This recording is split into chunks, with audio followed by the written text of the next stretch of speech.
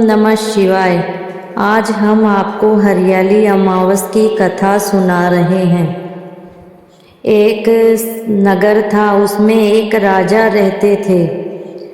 एक बार राजा की बहू ने एक दिन मिठाई चोरी करके खा ली और नाम एक चूहे का लगा दिया। यह बात जानकर चूहे को क्रोध आया और उसने तय किया कि एक दिन राजा के सामने सच लेकर ही आऊँगा। फिर एक दिन राजा के यहाँ अतिथि पधारे और राजा के ही अतिथि कक्ष में सोए। चूहे ने रानी के वस्त्र ले जाकर अतिथि के पास रख दिए। प्रातः काल उठकर सभी लोग आपस में बात करने लगे कि छोटी रानी के कपड़े अतिथि के कमरे में मिले। यह बात जब राजा को पता चली तो उस रानी को घर से निकाल दिया। रानी प्रतिदिन संध्या को दिया जलाती और ज्वार बोती और पूजा करके गुड़ धानी का प्रसाद बांटती थी।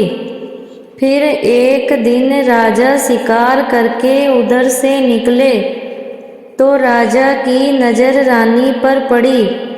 राजा ने महल में आकर कहा कि आज तो वृक्ष के नीचे चमत्कारी चीज है। अपने झाड़ के ऊपर जाकर देखा तो दिए आपस में बात कर रहे थे। आज किसने क्या खाया और कौन क्या है। उनमें से एक दिया बोला, आपके मेरे जान पहचान के अलावा कोई नहीं है।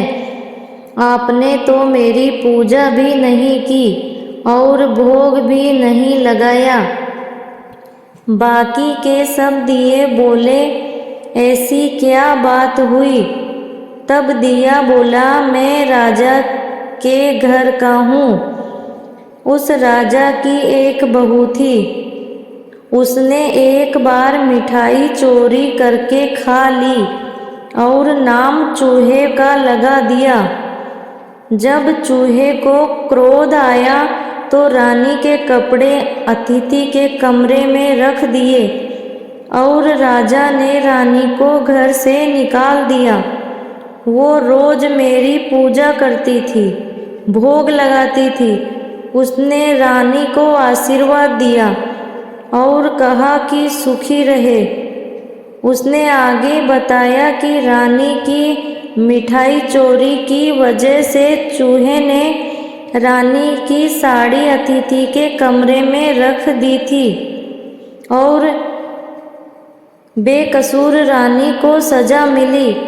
फिर सब लोग पेड़ से उतरकर घर आए और कहा कि रानी का कोई दोष नहीं। यह सुनकर राजा ने रानी को बुलाया और फिर सभी सुखपूर्वक रहने लगे। बोलो हरियाली अमावस की जय। हरियाली अमावस की परंपराएं धानी मुक्का से लेकर दाल बाटी और पौधारोपण से लेकर पेड़ पूजन तक की जाती है। ओम नमः शिवाय। आपको हमारी कहानी पसंद आई तो चैनल को सब्सक्राइब करें। मिलते हैं फिर एक और नई कहानी के साथ। तब तक ओम नमः शिवाय।